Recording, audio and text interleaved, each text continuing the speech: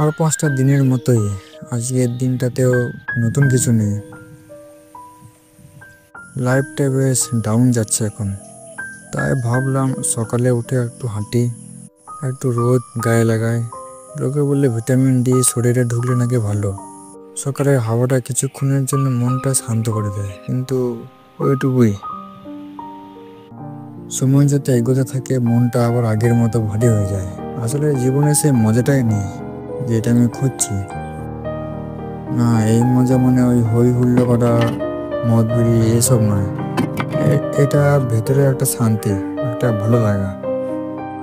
অনেকটা ওইসব অ্যানিমে দেখার পরে যেমনটা মনে হয় সেরকম।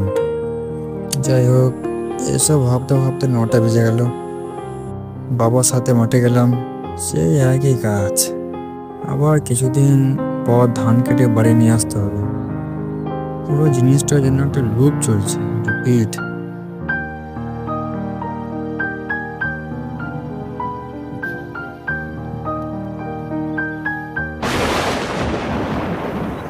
এগারোটা বাজে, মাঠের ধান গাছের উপর দিয়ে হাওয়াটা কেমন আছড়ে পড়ছে, ঠিক যেন একটা ঢেউ খেলে গেল।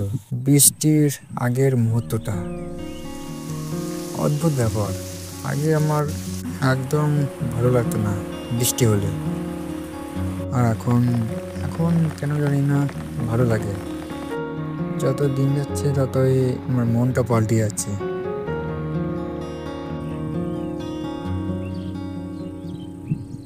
তো আমি কি বলেছি, মাঠের জীবনটা অ্যাডভেঞ্চারের চেয়ে কম নয়। এখন আমাকে এই জায়গাটা পেরোতে হবে, দেখি কী করে পেরোনো যায়।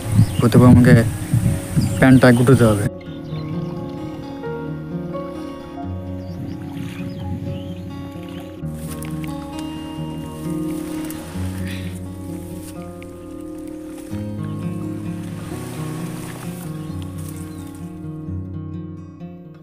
রাত 8টা, পুজো পুজো ভাবটা আসছে না। আমরা বেশ একটা নির্জন জায়গাতে থাকি তো, মাঠের ধারে। মাঝে মাঝে শুধু শিয়াল ডেকে ওঠে, উঁকি দিয়ে যায়।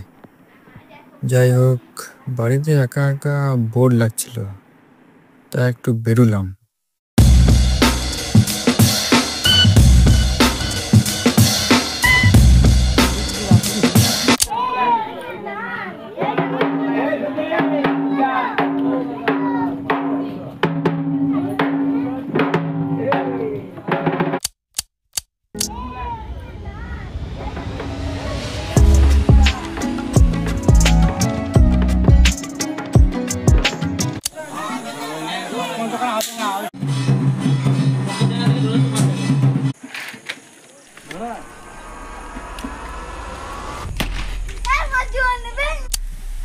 পুজোর এই কদিনের মজাটাও শেষ।